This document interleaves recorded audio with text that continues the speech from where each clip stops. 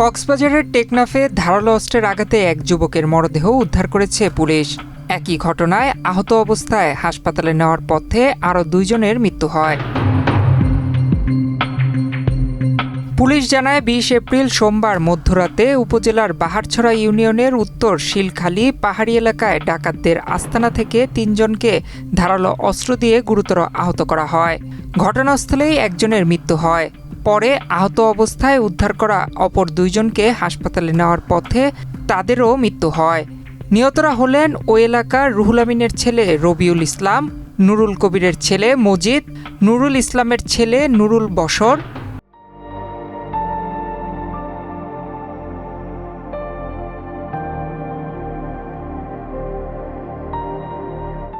লাশের সুরতহাল রিপোর্ট তৈরি করে ময়নাতদন্তের জন্য কক্সবাজার সদর হাসপাতালের মর্গে পাঠানো হয়েছে। স্থানীয়রা বলছেন, ডাকাত মুর্শেদ তাদের বাড়ি থেকে ডেকে নিয়ে যান। তাদের ধারণা, মানব পাচার ও অপরাধের টাকা ভাগ বাটোয়ারাকে কেন্দ্র করে এই হত্যাকাণ্ডের ঘটনা ঘটেছে। গতকাল সন্ধ্যার সময় আর কি রবি আলম নামে যে ছেলেটা মারা গেল, ওকে নাকি ওর একটা স্বাস্থ্য ভাই ডেকে নিয়ে গেছে। আবার যে ডেকে নিয়ে গেছে ওর আপন ভাই একজন মারা গেছে এর সাথে গতকালকে। ওই রাত্রে ডেকে নিয়ে গেছে, রাত্রে আর বাসায় ফিরেনি, সকালে লাশ পাওয়া গেছে। এটা প্রতিদিনই হয় আমাদের এলাকায়। এই যে যেমন এই আজকে অপহরণ করে নিয়ে গেল, এটার বেশি প্রভাব পড়তেছে যে আমাদের এখানে কিন্তু রোহিঙ্গাদের একটু বিস্তার বেশি।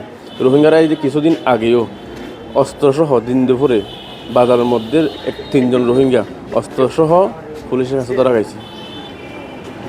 এই রোহিঙ্গাদের কারণে আমাদের এলাকাটা একেবারে নষ্ট হয়ে গেছে। প্রতিদিন অপহরণ হয়, অপহরণ করে নিয়ে যায়, মুক্তিপণ্য যদি না দেয় তাহলে সকালে লাশ পাওয়া যায়। এই আর কি আমাদের নিত্যদিনের ঘটনা এটা।